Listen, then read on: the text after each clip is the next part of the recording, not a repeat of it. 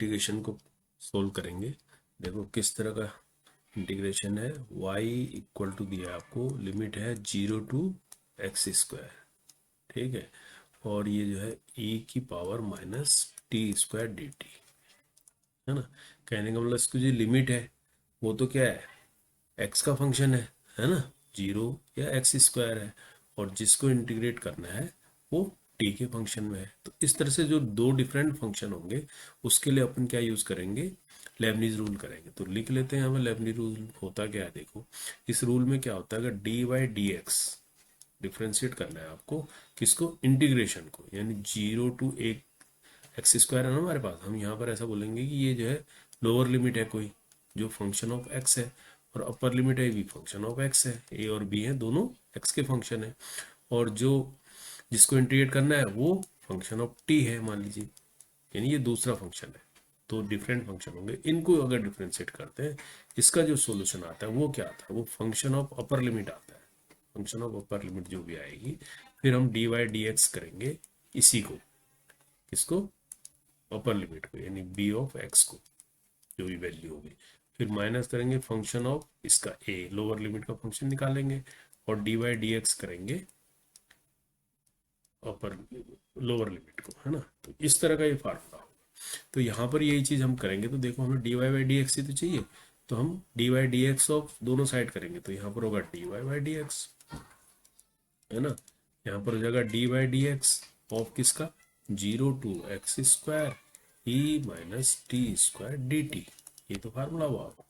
अब इसको कैसे करेंगे, अब यहाँ से देख लो आप, हमारे पास लोअर लिमिट क्या है 0, अपर लिमिट है एक्स स्क्वायर, और फंक्शन टी है ई टी स्क्वायर, यानी फंक्शन टी हमारे पास है ई की पावर माइनस टी स्क्वायर। अब हमें तो अपर लिमिट का फंक्शन चाहिए होगा, यानी फंक्शन ऑफ बी चाहिए होगा, यानी फंक्शन एक्स स्क्वायर चाहिए होगा इस सोल्यूशन फार्मूले में लगाने के लिए। तो फंक्शन एक्स स्क्वायर क्या होगा, यानी टी की जगह एक्स स्क्वायर रखेंगे, ई माइनस टी की जगह एक्स स्क्वायर, और बाहर से भी तो एक्स स्क्वायर है, ये टी स्क्वायर था ना, ये मिलेगा e की पावर माइनस एक्स की पावर 4, ऐसा मिल जाएगा function x square.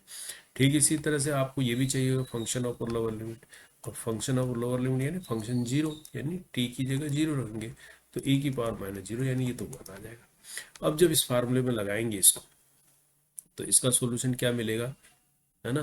Function of B हो गया, यानी क्या हो गया, e की पावर माइनस एक्स की पावर 4, और D by d x of किसका, अपर लिमिट यानी एक्स स्क्वायर का, ये तो मिला, माइनस फंक्शन ऑफ ए यानी लोअर लिमिट का फंक्शन, यानी फंक्शन 0, फंक्शन 0 कितना मिला 1, into D by d x of किसका, लोअर लिमिट यानी किसका, ए एक्स, यानी D by d x of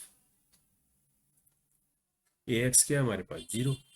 समझ गए ना, समझ गए, ऐसा आएगा।